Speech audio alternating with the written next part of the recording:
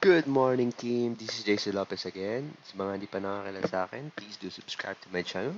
So, for today's video, ayan, i-room makeover ko tong kwarto ko. As you can see, sobrang messed up. I managed to go home here para mag-work from home. Since lumalala lang kaysa Manila, ayan, nakikita nyo, uneven paints, yung walls, puro bakbak. So, naisip ako, why not? Ito yung pagandahin ko, di ba? Kaysa magre-rent lang ako doon ng kwarto. So, umuwi ako dito.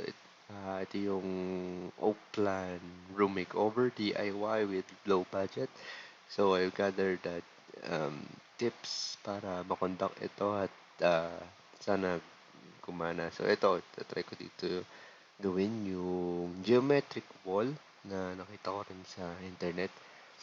And then, yan, dituturo ko din sa inyo yung kung paano ko gagawin and syempre sa mga may experience ko para good and bad, para maiwasan yung mga bad na experience sa paggagawa nito. So, ayan, yan. So, paint muna ako today. Look at this. Peltang ko na rin yan. Tatanggalin ko isa-isa yung mga vinyls na yan. Ayan, oh. Tagal na rin kasi nito nung ano pa. Hindi ko na ito napaganda. Kasi,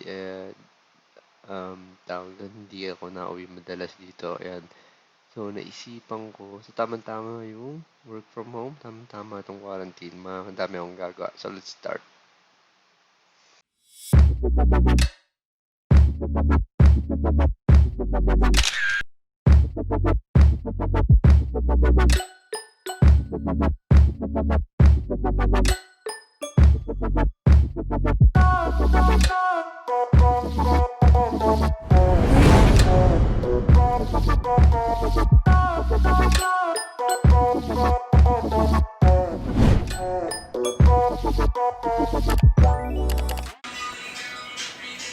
So, ayun, day 2, rest,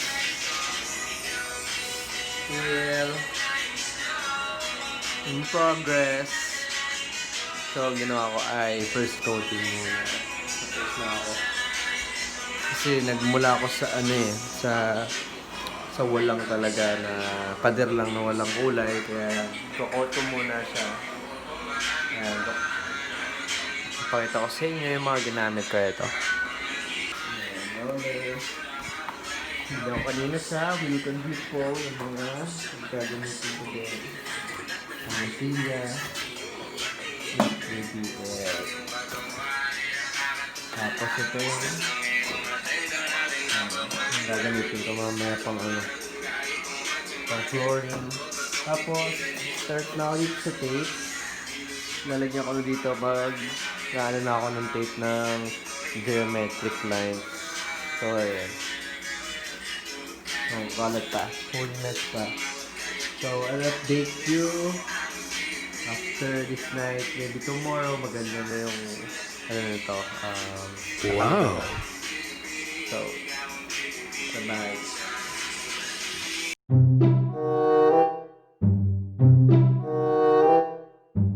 So, yun guys. Tapos na akong i-detail yung kakalabasan ng geometric wall. Ayan. Ayan siya. Sobrang mess. Start from scratch.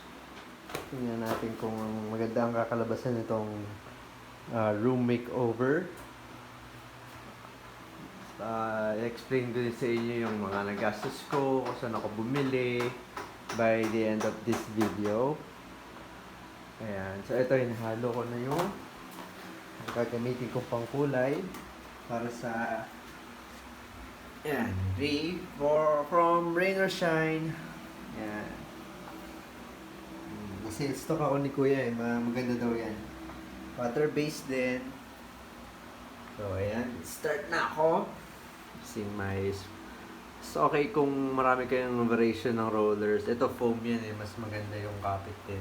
Kasi ito rin, maliit lang para sakop lang din yung niya, yung paglalagay sa space.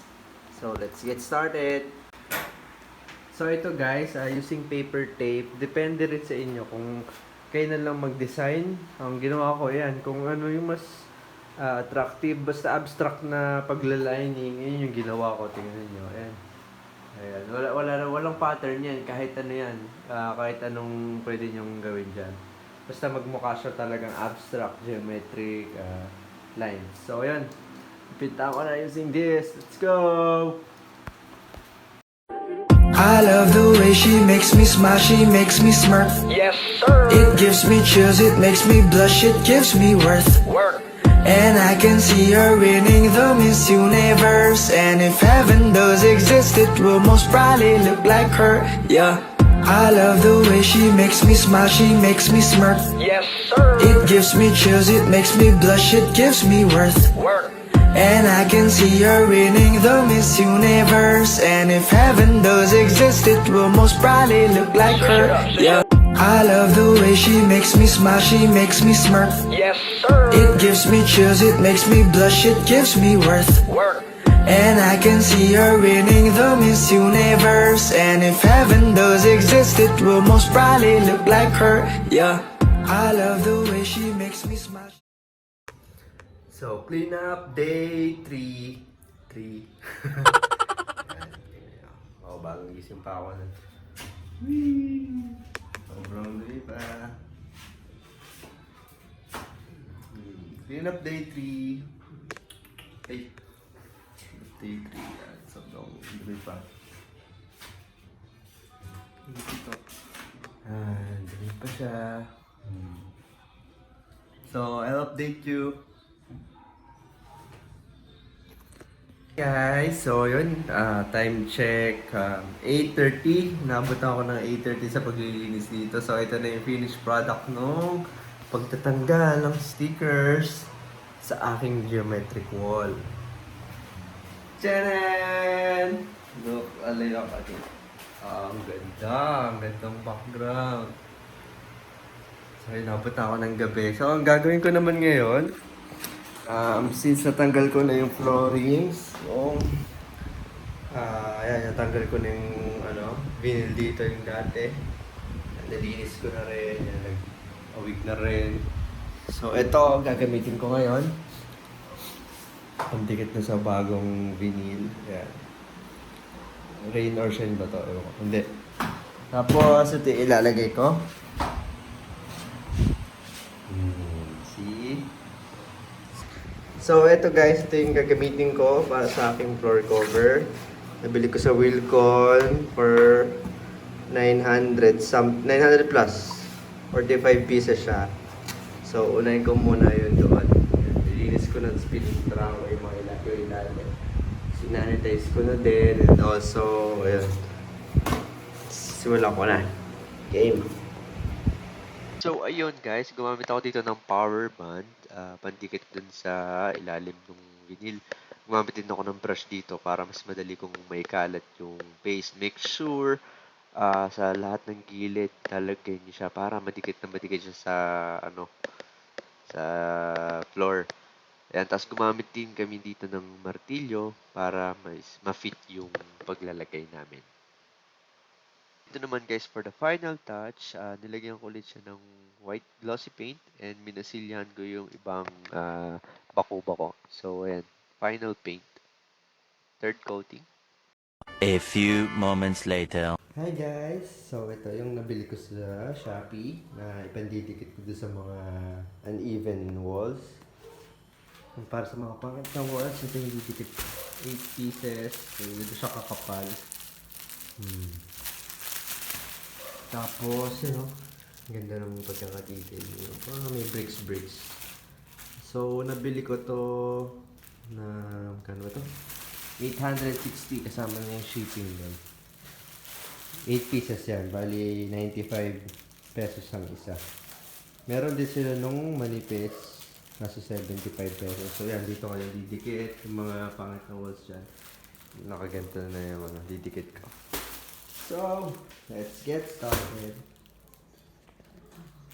Salamat, Shopee! Ayan ang nabili ko sa kanyang brick style foam na pwede ko ikabit sa uneven walls ko. Ayan, nakita nyo naman daming hindi finish na pattern. So, ayan. Ito na lang, ginawa ko na lang siya ng paraan. Isip na lang ako ng pwede kong ipandikat. Madami siyang style. Actually, may wood, may ibang kulay, depende sa trip mo. Marami ring style na pwede. So, yan. Yun lang yung pag-apply niya. Yeah! Naka-ano lang siya, naka-adhesive. Kasi hilahin mo lang yung, yan, yung pandikit. Hilahin mo dahan-dahan, careful. Ayan, ayan, konti-konti lang. Dahan-dahan lang. Ayan, tapos, ano yan, ipantay mo yan. Make sure all the sides na ay nakadikit. Palo-palo ng konti para, yan, mas dumikit yung, ano niya. Actually, yung, ano ko dito, reviews ko dito, okay na okay siya. Worth yung 95 pesos. Madikit. Kaya dahan-dahan lang ang paghila. Tapos tingnan mo yung wall ko, oh. Yung mga talagang kitang-kita mo, hindi finish yung paggawa dito sa kwarto na to. So, ayan, palo-palo, pak.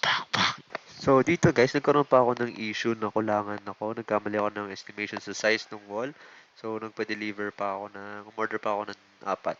So, yung iba, pinagkakat ko na lang yung mga maliliit. Yan, nakabili na rin ako ng curtain, yung babagay na kulay, and also yung babagay na bedsheet para sa room ko. Ayan, nakabili ako ako nga ba ito binili?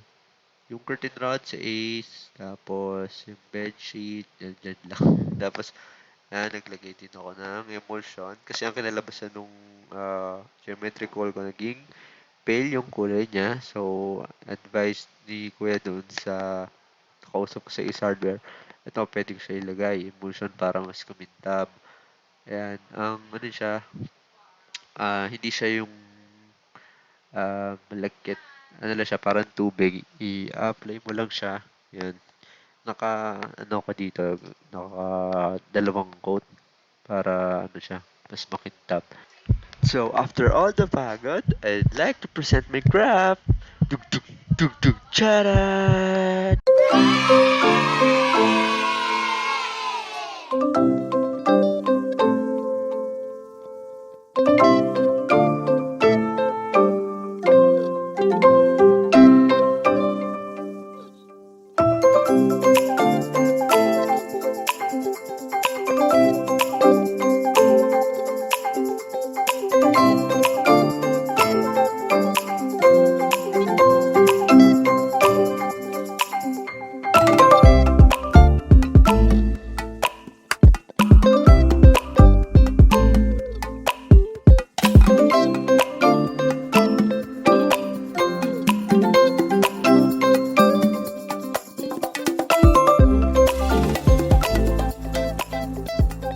So, ayun, ito yung inalabasan ng room makeover. Ayan, nabili ko lang yan sa, New Star. Tapos yan, Mandawi foam, kineme, yung babagay sa room.